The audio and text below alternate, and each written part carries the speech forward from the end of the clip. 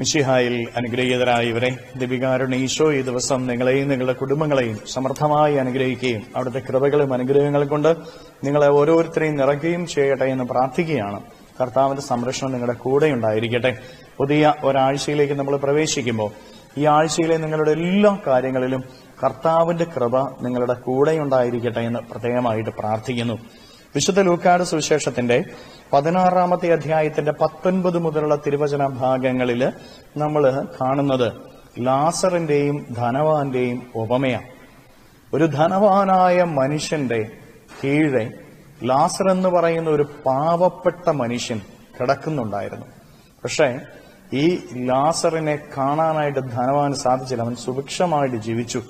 മരിച്ചതിന് ശേഷം ലാസർ സ്വർഗത്തിലേക്ക് എടുക്കപ്പെട്ടു, ധനവാൻ നരകത്തിലേക്കും എടുക്കപ്പെട്ടു.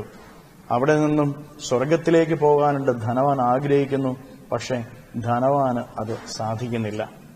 പ്രിയപ്പെട്ടവരെ, സ്വർഗവും ഭൂമിയും ഒന്നിക്കുന്ന നിമിഷമാണ് നമ്മൾ ഈ സുവിശേഷ ഭാഗത്തിൽ കാണുക. ഭൂമിയുമുണ്ട്, സ്വർഗവുമുണ്ട്. ഭൂമിയിൽ ജീവിക്കുന്നവർ സ്വർഗത്തിൽ പോകേണ്ടവരാണ്. ഭൂമിയിൽ നിത്യമായ വാസമില്ല, സ്വർഗത്തിലാണ് നിത്യമായ വാസം നേടേണ്ടത്. ഭൂമിയിലെ ജീവിതമാണ് സ്വർഗം നേടാൻ നമ്മളെ പ്രാപ്തരാക്കുന്നത്. അതാണ് ഇവിടെ കാണുന്നത്.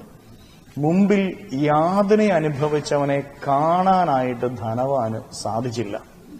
കൺമുൻപിൽ തന്നെ സഹായിക്കാനായിട്ട് ഉള്ളവൻ ഉണ്ടായിരുന്നു. സ്വർഗത്തിൽ പോകാനുള്ള വഴി കൺമുൻപിൽ തന്നെ ദൈവം ഒരുക്കിയിട്ടും ദൈവം ഒരുക്കിയ വഴിയെ കാണാനായിട്ട് ധനവാന് സാധിച്ചില്ല. അതുകൊണ്ട് അവൻ നരകത്തിലേക്ക് പോവുകയാണ്. പ്രിയപ്പെട്ട ദൈവമക്കളെ, നമ്മുടെയൊക്കെ ജീവിതത്തിന് മുൻപിലും ദൈവം സ്വർഗത്തിൽ പോകാനുള്ള വഴി ഒരുക്കിയിട്ടിട്ടുണ്ട്. നമ്മുടെ ജീവിതത്തിൽ ദൈവത്തിൽ നിന്നും അനുഗ്രഹം പ്രാപിക്കാനുള്ള വഴി ദൈവം നമ്മുടെയൊക്കെ ജീവിതത്തിന് മുൻപിൽ ഒരുക്കിയിട്ടുണ്ട്. ഈ വഴി നമ്മൾ ഓരോരുത്തരും കാണണം. വഴി കാണാനായിട്ട് നമുക്ക് സാധിക്കുന്നുണ്ടോ എന്ന് നമ്മൾ പരിശോധിച്ച് നോക്കുക. ഈ വഴി എന്ന് പറയുന്നത് സ്നേഹത്തിന്റെയും കരുണയുടേതുമായിട്ടുള്ള വഴിയാണ്. നമ്മുടെ ജീവിതത്തിന്റെ മുൻപിൽ നിൽക്കുന്നവരെ സഹായിക്കേണ്ട വഴിയാണ് ഈ വഴി എന്ന് പറയുന്നത്. മറ്റുള്ളവരോട് കരുണ കാണിക്കേണ്ട വഴിയാണ് ഈ വഴി എന്ന് പറയുന്നത്. അതിനുവേണ്ടി ദൈവത്തെ കേൾക്കാനായിട്ട് നമുക്ക് ഓരോരുത്തർക്കും സാധിക്കണം. ദൈവത്തെ കേൾക്കുന്നവനെ അവരനെ സഹായിക്കാനായിട്ട് സാധിക്കുകയുള്ളൂ.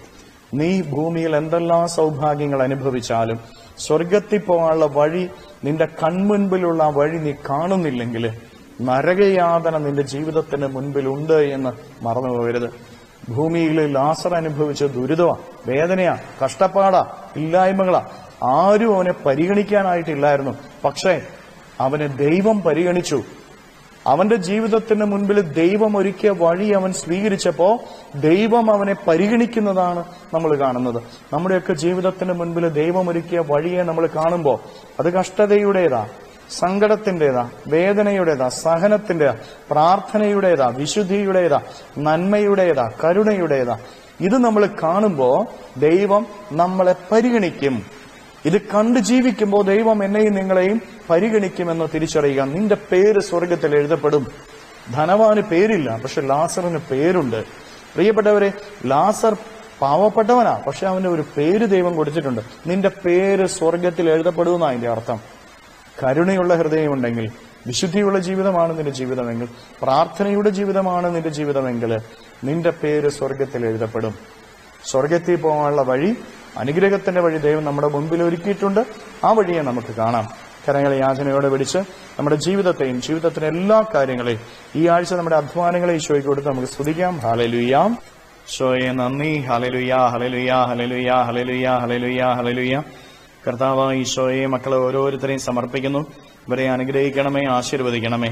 ഇവരുടെ ജീവിതങ്ങളിലേക്ക്, ഇവരുടെ അധ്വാനങ്ങളിലേക്ക്, നൊമ്പരങ്ങളിലേക്ക് അങ്ങ് ഇറങ്ങിച്ചെന്ന് ഇവരെ സഹായിക്കണമേ, സംരക്ഷിക്കണമേ. സ്വർഗത്തിൽ പോകാനുള്ള വഴി ഇവർക്കങ്ങ് ബോധ്യമാക്കി കൊടുക്കണമേ. ഈ ഭൂമിയിലെ ജീവിതം നന്മയുള്ള ജീവിതമാക്കി മാറ്റണമേ, കരുണയുള്ള ജീവിതമാക്കി മാറ്റണമേ. ഈശോയെ ഈ ആഴ്ചത്തെ എല്ലാ കാര്യങ്ങളെയും സമർപ്പിക്കുന്നു. ഈ ശുശ്രൂഷയിൽ പങ്കെടുക്കുന്ന ഈ മക്കളുടെ ഈ ആഴ്ചത്തെ സകല കാര്യങ്ങളിലും അങ്ങയുടെ സംരക്ഷണവും സഹായവും ഇവർക്ക് ലഭിക്കട്ടെ. ഇവർ ചെയ്യുന്ന കാര്യങ്ങൾക്ക് വിജയമുണ്ടാകട്ടെ. അധ്വാനങ്ങളിൽ അങ്ങയുടെ സംരക്ഷണം ഇവർക്ക് ലഭിക്കട്ടെ. ഈ ദിവികാരുണ്യത്താൽ ആശീർവദിക്കുമ്പോൾ ഈ ശുശ്രൂഷയിൽ പങ്കെടുക്കുന്ന മക്കളിൽ നിന്ന്, ഇവരുടെ ഭവനങ്ങളിൽ നിന്ന്, പ്രിയപ്പെട്ടവരിൽ നിന്ന് സർവ്വ തിന്മകളും ബന്ധനങ്ങളും കെട്ടുകളും പിശാചിന്റെ ഉപദ്രവങ്ങളും പൈശാചിക ശക്തിയുടെ ഉപദ്രവങ്ങളും നിർവീര്യമായി തീരട്ടെ എന്ന് കൽപ്പിക്കുന്നു. അന്ധകാരത്തിന്റെ കെട്ടുകൾ അഴിയട്ടെ എന്ന് കൽപ്പിക്കുന്നു. Hallelujah, hallelujah, hallelujah. നിത്യം പിതാവും പുത്രനും പരിശുദ്ധാത്മാവുമായി സർവേശ്വര എന്നേക്കും ആമേൻ.